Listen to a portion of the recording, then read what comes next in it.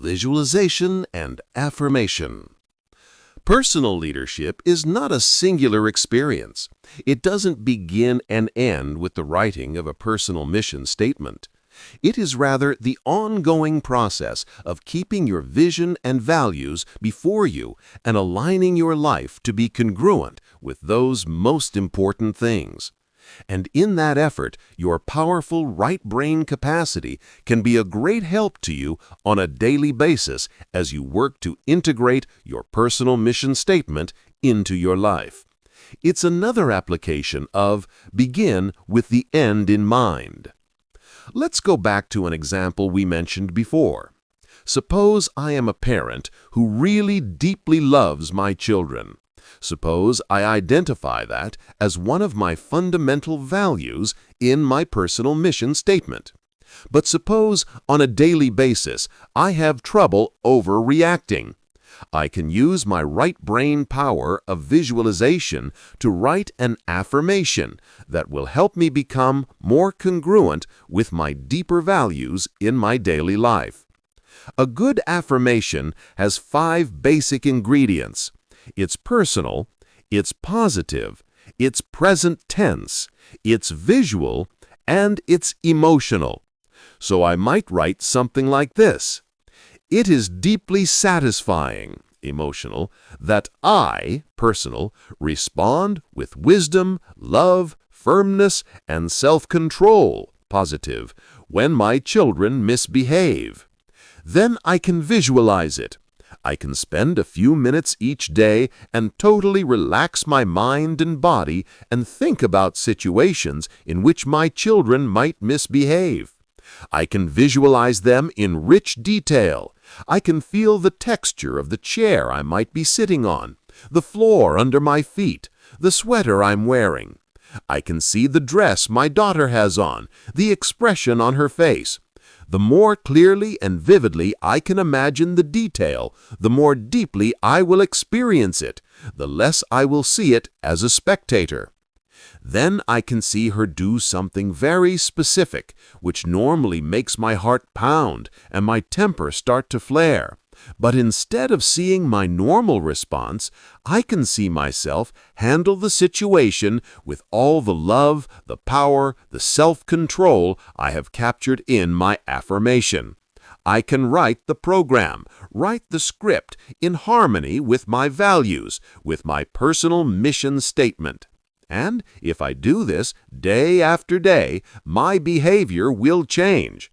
Instead of living out of the scripts given to me by my own parents, or by society, or by genetics, or my environment, I will be living out of the script I have written from my own self-selected value system.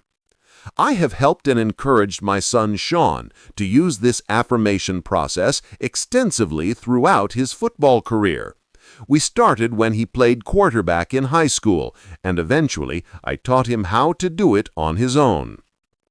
We would try to get him in a very relaxed state of mind through deep breathing and progressive muscle relaxation technique so that he became very quiet inside. Then I would help him visualize himself right in the heat of the toughest situations imaginable. He would imagine a big blitz coming at him fast. He had to read the blitz and respond. He would imagine giving audibles at the line after reading defenses. He would imagine quick reads with his first receiver, his second receiver, his third receiver. He would imagine options that he normally wouldn't do. At one point in his football career, he told me he was constantly uptight. As we talked, I realized that he was visualizing uptightness. So we worked on visualizing relaxation in the middle of the big pressure circumstance. We discovered that the nature of the visualization is very important. If you visualize the wrong thing, you'll produce the wrong thing. Dr. Charles Garfield has done extensive research on peak performers, both in athletics and in business. He became fascinated with peak performance in his work with the NASA program, watching the astronauts rehearse everything on Earth again and again in a simulated environment before they went to space. Although he had a doctorate in mathematics, he decided to go back and get another PhD in the field of psychology and study the characteristics of peak performers. One of the main things his research showed was that almost all of the world-class athletes and other peak performers are visualizers. They see it, they feel it, they experience it before they actually do it. They begin with the end in mind. You can do it in every area of your life. Before a performance, a sales presentation, a difficult confrontation, or the daily challenge of meeting a goal, see it clearly, vividly, relentlessly, over and over again. Create an internal comfort zone. Then when you get into the situation, it isn't foreign. It doesn't scare you. Your creative, visual right brain is one of your most important assets, both in creating your personal mission statement and in integrating it into your life. There is an entire literature and audio and video tapes that deals with this process of visualization and affirmation. Some of the more recent developments in this field include such things as subliminal programming, neuro-linguistic programming, and new forms of relaxation and self-talk processes. These all involve explanation, elaboration, and different packaging of the fundamental principles of the first creation. My review of the success literature brought me into contact with hundreds of books on this subject. Although some made extravagant claims and relied on anecdotal rather than scientific evidence, I think that most of the material is fundamentally sound.